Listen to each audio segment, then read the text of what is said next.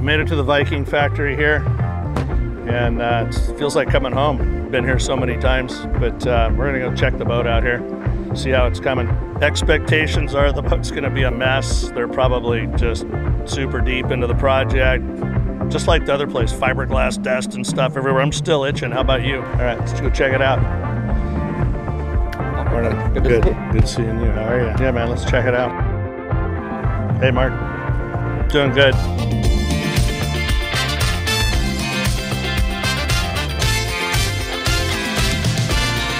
Wow. Wow, it's got the bow rail on and everything. So when you guys were here in March last, it was just sprayed on March 18th. So basically the boat went from the drum into the mold, and there really wasn't much to talk about or see other than on paper. And now here we are on the line, one step back from the front door. And as you can see, the boat's very, very close. So ready and on time for its end of October delivery date. Wow, dude. Come on. A lot of progress since you last visited, right? Holy cow. Yeah. That's amazing. They got the tow rail right. They got them on the side. They got all the heights right. Look at the pulpit. I'm so stoked you guys were able to do the bow roller and all that on the small boat. Pretty cool. Yeah. So we move where the bow roller is typically out towards the end. We put it right up on the stem.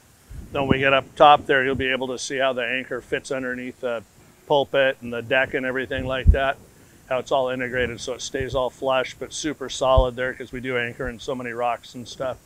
It's pretty cool. Some of the coolest things that we did were like up on the bow pulpit, moving the bow roller closer to the stem for the strength, because we anchor in such rocky areas and it's so deep and stuff, and then we made the pulpit flush so that the anchor and chain and bow roller and everything are below the deck level, so it's all 100% flush. The windlass is down below there. There's nothing sticking up, nothing to trip over. So when Anthony's casting up there, he's got a very clean deck, nothing showing. It's strong. Very fishable area. Very fishable. Another workspace, you know. Yeah, and then exactly. We added the bow rail, made a couple little adjustments on height. I went out and mocked something up in the garage. He sent me out the drawings. Is this okay? And luckily I was home, went out, pulled out some PVC pipe and laid it all out the best I could and got all those angles right. And all we did was move the feet to the outside to make it a little bit broader in there. So adjusted the height on the pulpit a little bit. Adjusted the height. Yep.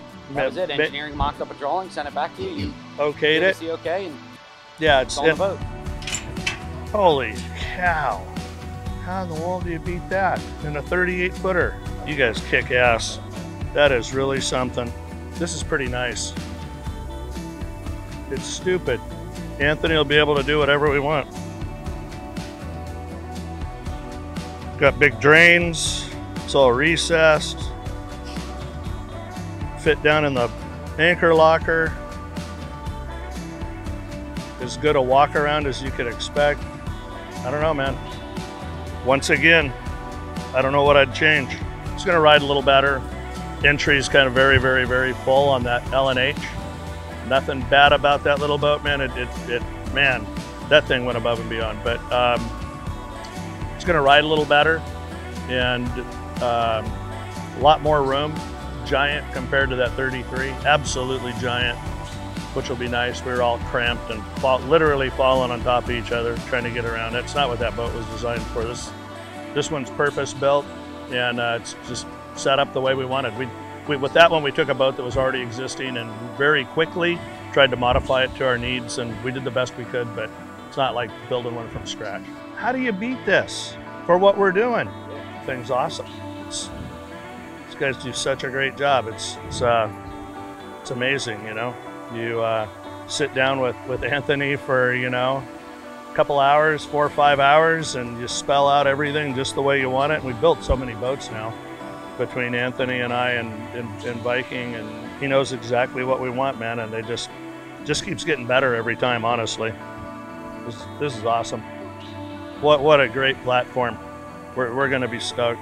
This one's gonna see some big ones, man, where we're going. It's gonna be fun. Pat was kind enough to fit us in here, and I know that was a struggle, and built one just for us, which, once again, above and beyond. These guys always going above and beyond.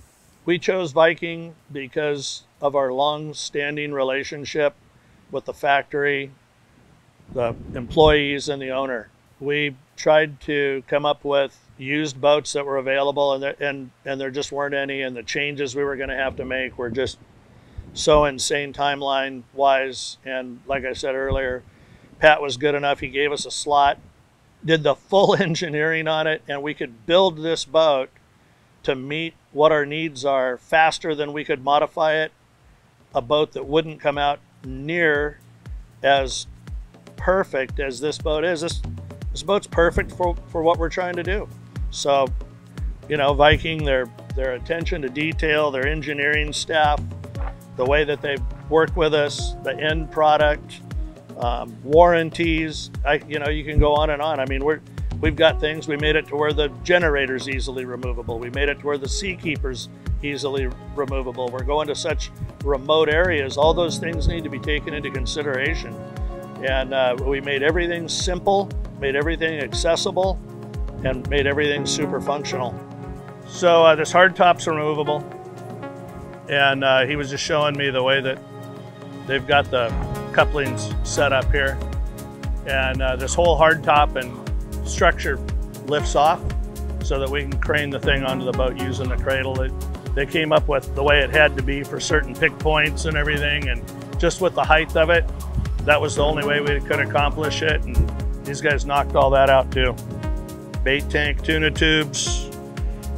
Gonna mount the chair like probably here somewhere, huh? Oh, yeah, right. Then we got fish boxes here.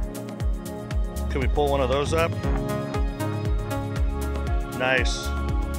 So we'll be able to throw our ice in there, throw the salt in there, catch the bait, throw them straight in there, process them, put them in the freezer.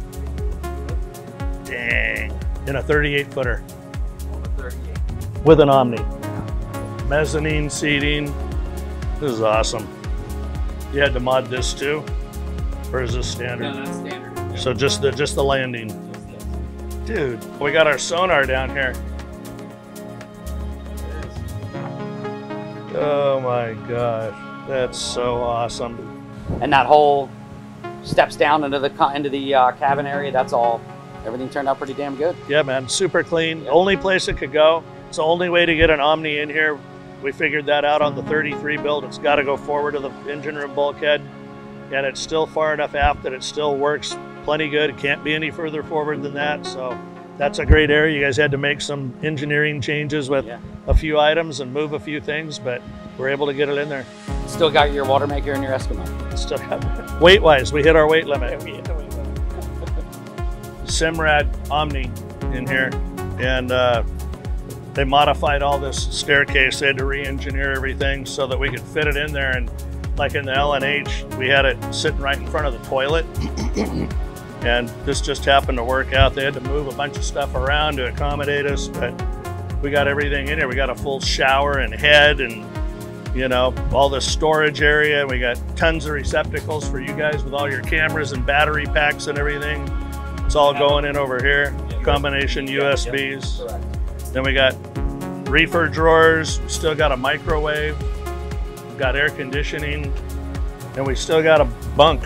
Top ones even. They're both good-sized bunks. Oh, yeah. Vitor, your new home. Really cool feature we were able to do. We got all our 130 rod storage up in here, and the way that we did it, the bulkhead will be able to fit up there with the reels still on them. Rods will go there. Reels will go in these two cabinets here on the side. I don't know how it could have came out any better. This is awesome. Just awesome. Super excited. It's basically a day boat, but there are going to be some times where if we don't tow it, which I don't think we're going to tow it much, we'll be running it on its own bottom. Okay. And so we might have as far as a 1,000-mile run following the mothership. So they'd offload it in a port, but get them on this. But the crew we can sleep 2 people here, or we can sleep them in the salon if it's too rough. Still travel with 3 people, really easy. 1,000-mile runs, no big deal. It's perfect. It's absolutely perfect. Anthony's going to be stoked. Air conditioning. Deck drains. We got a door to slide him through. At least we'll get his head in there. Hopefully, right? Yeah, hopefully. We'll probably put like a pad eye or something here. All we got to do is get its head into here. So we just put a short block on it with a meat hook. Like a backing plate? Maybe a small backing plate there. If it's brain damage, we'll figure something else out. We'll just run it up to the anchor winch up the side of the house or through the hatch. We can fish it to our standards, the way that we like to do things. We've got maneuverability, we've got visibility, we've got the bow rail, we've got the pulpit for casting, just everything about it. Everything that we could possibly need, we've been able to fit into this boat. How do you beat this? Four bolts there, 4 here. And they're drilled and tapped underneath? Drilled and tapped underneath. Perfect. We did an entire build, custom console raised up, so we got the screen size that we want. The top had to be removable, so these guys made brackets and backing plates and quick disconnects for the electrical. I kept the electrical in the overhead to a bare minimum that we could get by with, so the fewer plugs when we're removing it all. And we have a second chair, so we got a sonar dude. Then this is bigger too. This is bigger too, to allow for your big Garmin in the middle. Not bad. Oh man, it's sick. It's great visibility. The sick. Like it's just. So long as we're building, the builds are so much easier to do for me even when I'm traveling, because I can do everything on the fly. And you know, if these guys got to wait 6 or 10 hours or something, it's no big deal. But I think, what did we change? We changed the color of the underwater lights. Yes. We added a backing plate for block and tackle to help get a big fish's head at least into the cockpit. And that's this visit. That was, we talked about some enclosure things, and that was basically it. Yep. Why don't we just put the Seakeeper here and put the autopilot here? Let me see. It's fine. All right. And then that's sick. That's perfect. I don't even. From here to here, boom, boom. And you don't have to reach into that box. Then I don't got to be reaching into the box. That was That's where I would put it. It's not that tall either, you know. Right. Well, we got the extended drop-down box now for the bigger display, so that gives you more room up there for the autopilot controller. Yeah, you can reach. Right on. Okay, water maker remote, Eskimo ice, fusion, AC controller. Perfect. Just fine-tuning everything. You know, sometimes it's like when we mock stuff up when we're building something for the first time. This is the first time that they've done console like this and an overhead like this, and then, you know, we've got custom needs, and we were just talking about moving the autopilot mainly. We've got it in the overhead on this side on a couple of boats. We had it down in a box down in here, which I'm turning that thing on and off 100 times a day, making 1,000 adjustments throughout the day. So we just put it where I've got it on the other boat, so it's muscle memory. Just reach up, hit it, it's always where I have it. So just keeping everything consistent from boat to boat. It's already hard enough switching boats, and you know, you're a little clustered up the first day or two, you're switching boats, but this will just make the transition easier from boat to boat. So we got a 24-inch Garmin. None of this is going to be here. We got a 24-inch Garmin that fits in here, and so we'll have the sonar on 2/3 of it, and we'll have the fathometer on 1/3 of it. And then in the overhead, we'll have a 12-inch display up here. We'll have the plotter up here, and then we'll have the fathometer reading over here showing the bottom, so I can match up the bottom to the contour. I'm not playing a ping pong game going from here to here and here to here. It's just see everything you need for navigation and bottom contour, and then down here is straight finding the fish, tracking the fish, following the fish until it comes under the boat, and seeing it come under the boat in 2 different manners. We just snap our fingers and it magically happens. Yeah, no, I've been working with Chad here for I don't know how many years. Long time. Yeah, no, we plan it ahead of time before we get too far into the process, so that it's easier to, you know, implement any custom changes, like especially on this boat, which we did a custom overhead box. The helm was raised up a little bit to accommodate the bigger display. Yeah, yeah, got everything I wanted. Once again, I mean, you can't ask for anything more than that. You know, we got everything we need to make us as efficient as we can be when we get it in the water. It's all you can ask for. And these guys, they probably deep down inside hate me, but they always smile when they see me, so it makes me feel good coming here.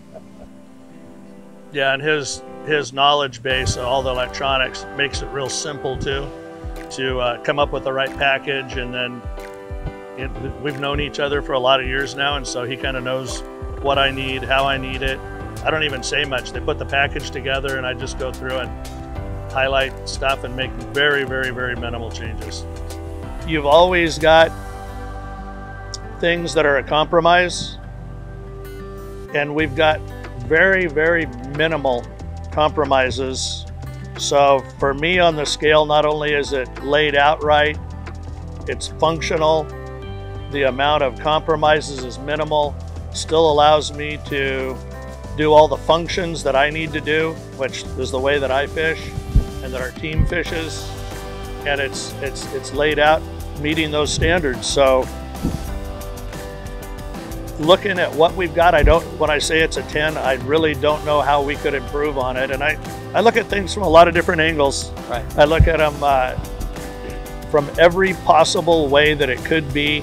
How could we improve on it? And I don't see how we could in this instance. These guys, you know, they're absolute machines. The lines, the way they have it set up, you know, and it goes in stages. You know, it comes out of the mold and then it goes to egg crate. And it's there for 12 working days, which is 2.5 weeks roughly, because we're a 4-day work schedule. So about every 2.5 weeks, the boat will move forward. So, and then go to wiring and then mechanical, and it just keeps moving up the line. And like you said, we're heading out the door next. So,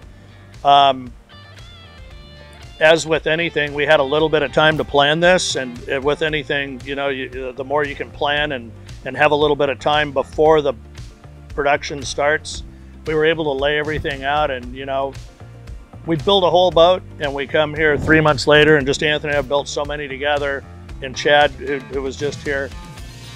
We only had to make like 3 little minor changes. I mean, there's really nothing, because we did the homework ahead of time. We laid everything out, and, you know, we did some pretty custom stuff. Absolutely, absolutely. And like you said, as long as we had the time, we were able to accommodate it. And this is the last stage of the boat. They're doing all the interior finalizations to the boat, going in and, you know, to varnish touch-ups. The next step, it'll move forward. Once it moves forward, it's in the front of the building. That's like technically the wash area. So they'll go in there and all the final stuff. So a lot of your interior sofas and soft goods will start going in. They'll wash it, they'll QC it on our side. And then after that, the boat goes outside and does its fill up, transfer, and, you know, then it gets thrown in the water, and we do the sea trials and the original commissionings, and before you know it, it's time for delivery. Once we deliver it, it's going to go on a ship somewhere. So, you know, our #1 theme for this world tour, actually it's been before that. #1 theme working with Anthony is the only constant is change. Seems like there's no destination. It's always a moving target, and things constantly change, conditions change, you know, so many changes. Boat issues in one area, then we shift gears to another. So to say, where are we going? We got absolutely no idea. We got a plan, but I would say that it's less than a 10% chance that what we have on paper today is where it's gonna actually be. What we do know is it's gonna go on a ship. We're guessing it's gonna be on the 150. We're guessing its first trip is gonna be Ascension Island, but who in the world knows? We got big boats all over the place. Some are having problems, some aren't. They got big yard periods on certain boats. The amount of moving parts in this operation is unfathomable if you break it all down. So that's why the only constant is change. There's just so many boats in so many areas, so many world events. You know, who knows? It's going to go on a ship somewhere, and we're going to be fishing it by January. That I know.